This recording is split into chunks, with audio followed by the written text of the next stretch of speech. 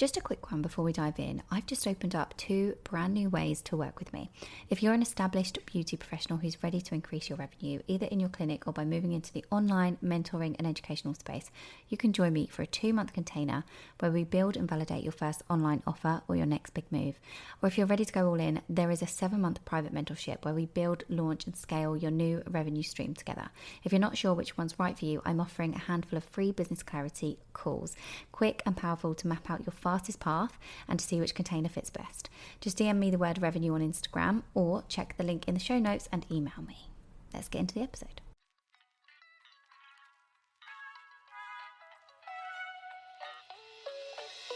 Welcome to the Beauty Build podcast with me, Zara King. As a coach for beauty pros, it is my mission to help you earn more, work less, and create an unstoppable mindset. This is the show where we explore all of that. So whether you're a seasoned pro or just starting your beauty business, this podcast is for you. So sit back, relax, and join us on the journey. And for more, get yourself inside my private community, The Beauty Build on Facebook. Hello, you gorgeous beauty pro you, and welcome back to another episode. Thank you so much for being here. If you love this podcast, please do take a screenshot, pop it on your stories and tag me. I absolutely love to see it. Today, we're talking about social media, actually, which is one of my favourite topics. It's also one of the most that people get annoyed with and people just get so caught up in. So the reason we're focusing on it is because I want to bring it back to basics, really, for you. And when it comes to running your beauty business, I want you to focus on what is actually most important when it comes to social media. Because yes, we live in a great day and age where we have this toolkit in our pockets all the time, but it also comes at a massive cost to us when we're just constantly thinking about it, constantly trying to do better on it, constantly just ripping ourselves apart because of it, comparing ourselves and everything else that goes on with it. So you have to recharge yourself and think about, well, the positives are the fact that we get to have this amazing toolkit in our pocket all the time for free to grow our businesses. Back in the day when people were growing beauty businesses, they didn't have social media to rely on. They didn't have this reach. They didn't have this fantastic ability to get in front of people in their local area or anything like that.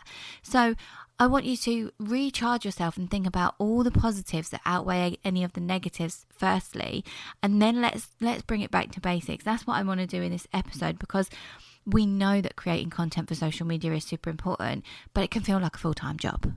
It can feel like the big thing. It can feel like the main thing that we're on this planet Earth for, and it just shouldn't feel like that, in my opinion.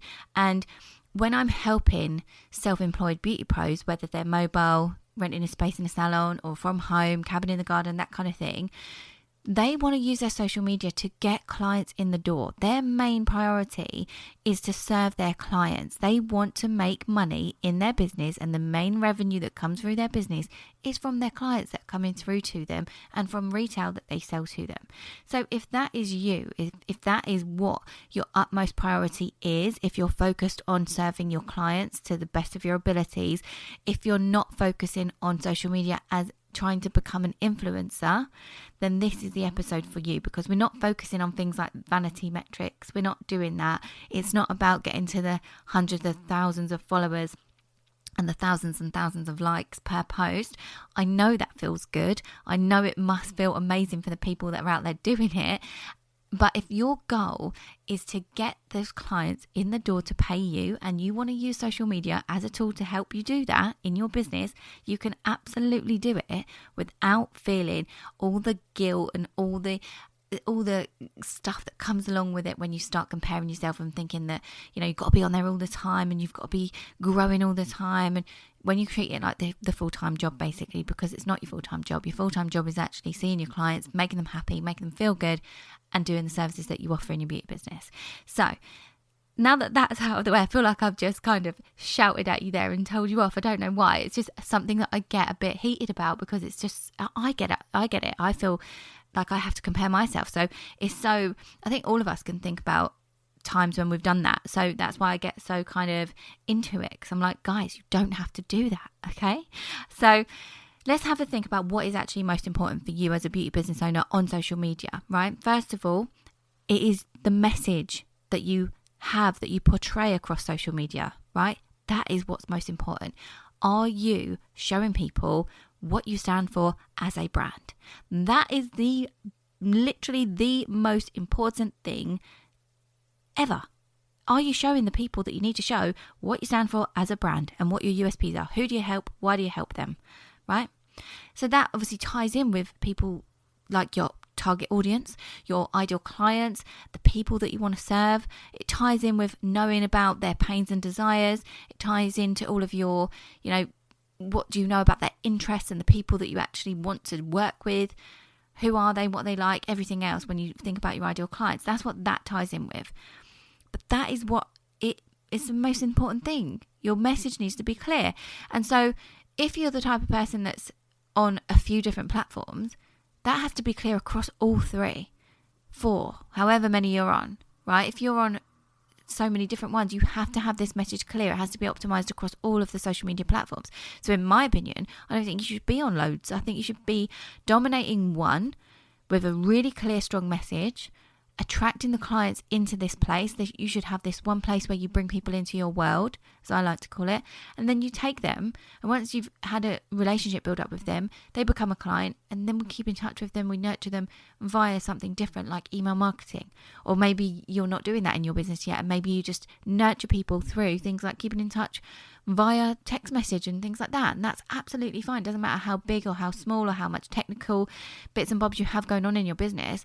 You have this place to bring them in, and that's what I think you should do. Dominate one place, you attract them there, and then you have another place to nurture them. That is exactly what I think you should do. So that's what's most important. But then the other side of it is actually, well, how do you feel most comfortable showing up on this platform that you dominate, right? And what you need to do here, you need to strip it back to basics and focus on, you need to show up in this one place. You need to do it consistently, right? And you need to be spreading the message that's super important, what you stand for as a brand, who you help and why. So figure out where you feel most happy showing up.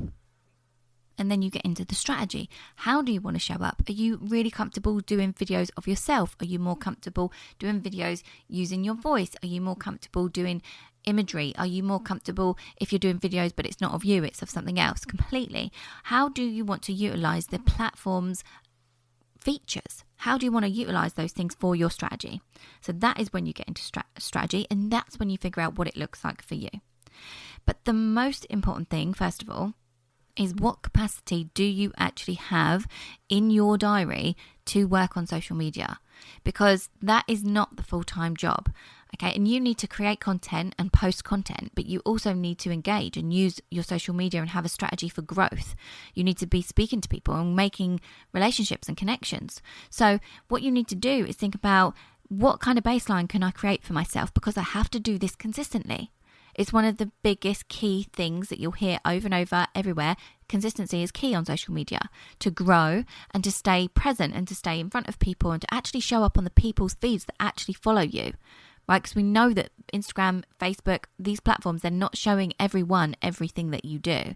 So you have to be consistent, and that's what pleases the algorithm, and that's what makes your life easier, let's be honest, and that's what creates a stronger know, like and trust with the people that are expecting to see your content, because they're like, I know that's her, I know that's him, and I know it's coming out around this day, because we know that they post Monday, Wednesday, Friday, or they post every damn day at 6 a.m, or they post, you know what I mean?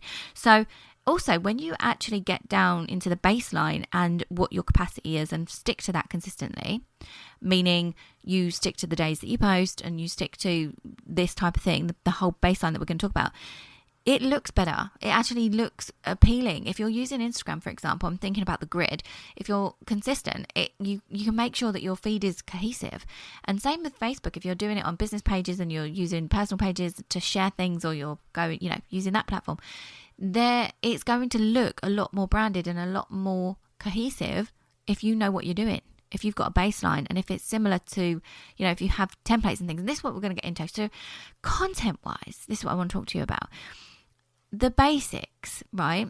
And you may have heard, if you've been in my world for a while, or if you've listened to the podcast for a while, you might have heard me talk about the basics when it comes to content creation and actually what you need to be posting about. There are 3 basic things that I just want to touch on. This isn't what this episode is fully about, but I want to touch on these because you need to know the 3 basic things that you need to be posting in your beauty business on social media to actually speak to your ideal clients and get them to think, oh, she's for me, he's for me, I want to book there, is number one, showing that you're the human behind the business. Okay. Number two, showing that you get the results for people and that they love you, that they're raving about you. Okay. And that you rave about your clients too. Okay. That's social proof. And number three, that you're the expert and you know what you're talking about in your field, in your niche for your ideal clients. You know what their pains and desires are and you know that you're the right person for them. So, for example, and if you take my strategy, what you'd have is you'd have 10 ideas under each of these, right? So that then you've got 30 ideas and then you can use those 30 ideas for the month. But for example, let's talk about some examples for showing that you're human, right?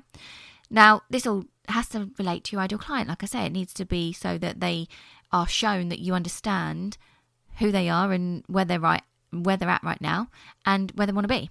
So things, for example, that show a bit of vulnerability.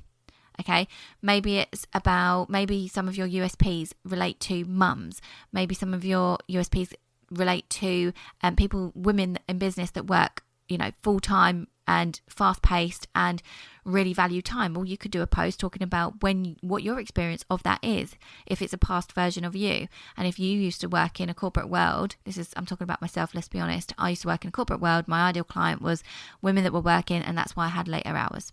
So if that is your USP, you would do a post, and in the language that you speak to people in your copywriting, you would make them know that you're human and that you understand that pain point of theirs, and their desire is to fit things in later on at night when their kids are in bed and when they've had some, chill time after work, and that's why you're open late.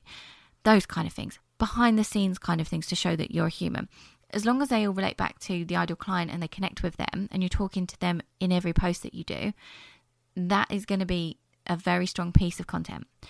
The second one, results. Let's talk about social proof. So, for example, reviews, success stories, thank you text messages. Sometimes you just get the odd thank you with a picture from your client. Screenshot that, whack it up, do something to make it look a bit better. Transformations. Maybe you're just talking about a transformation and how excited it makes you feel as a business owner. Because some people tell me as well when I coach people, they're like, I don't actually get that many reviews. They don't leave me them. And it's like a struggle. I have to try to plead with them to get me to leave a review, right? Well, listen closely at appointments. Sometimes people compliment you and your service, and you can just take that from verbally, right? Take it and write it down and make it a thing. Take every opportunity. Maybe they've messaged you and it's not a review on Google or it's not a review on your Facebook page or your booking system, but it's still social proof because they did say it, right? Take every single opportunity that you get from your clients and rave about them too. So for example, Mary came to me and she had these nails and now she's got, she was biting her nails and now she's got gorgeous natural length on them because we've done X, Y, and Z. Hello, that is social proof. You're showing the strength of that transformation, okay, and that relationship. So the person that's your ideal client that wants what Mary's got, they're going to want it. They're going to be like, yes, and they're going to move closer to a buying decision with you. And the third one is the expert. So when you're showing people that you're the expert, these are things these come quite easy to people a lot of the time, right? And that's what I see the most of is most people talking about, this is what I do, I'm very good at this, I'm. Now, what you need to do here, and this is just a little nugget for you, is turn it around to the ideal client. So rather than you, as in, I, as in I am the expert. You need to turn it around to talking about them and how they feel. So it's like, you might believe that this is true about nails or lashes or whatever. You might believe that lashes ruin your natural nails. Okay, they don't. Actually, this is what it is. Blah, blah, blah, blah, blah. We show that you're the expert, but we're talking to the client. That is what you need to do. Then there's tutorials, there's, maybe Q&A sessions, maybe top tips, all of those kind of things and all of those kind of posts, they show that you're the expert.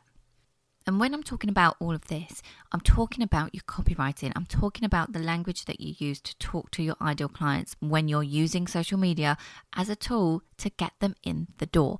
And what I see most people doing is putting things out there without much of a caption or with just a couple of lines and an emoji or whatever. And that is just not good enough. If you want to convert your audience into returning clients, happy clients, people that want to come and try you.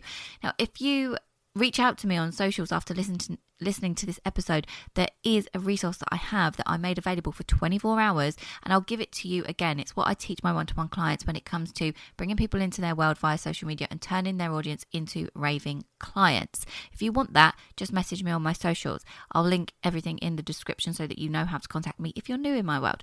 But this is what I'm talking about, your copywriting. And then what we do is the video or the image or whatever it is that we're posting, that is what stops the scroll.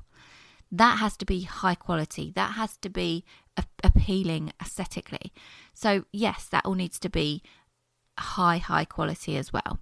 But what I'm talking about, the bare minimum, is your language and your copywriting. Now, this episode is supposed to be all about how we can bring it back to the basics and actually make our lives easier and focus on only what is important on social media. Okay, so just to get back to that, and I'll give you more of my strategy, is if you focus on just those three basics, right? So every single week you're posting a connection piece, which is showing people that you're human. You're showing that you get results for people through social proof posts, and you're also showing that you're the expert. Those are the three things. That's not a lot to think about. And every time you create a piece of copywriting for each of those topics, those pillars, bank it. Right? This is how you make your life easier. You bank things, right? So you've got those three topics. And as I said previously, what you would do is you would think about 10 different ideas. Okay. I've given you examples of those ideas, but you think of 10 different ideas for each. You'd bank your copywriting. You'd have a template, like each visual element would have some sort of template that you would use via places like Canva. And all you do each month with those 30 pieces of content is you tweak it and repeat it. Right? So this is how you bring it back to basics. This is how you make your life really easy. You have this baseline and you have the tools around it all connected to it to make your content creation super simple. Okay?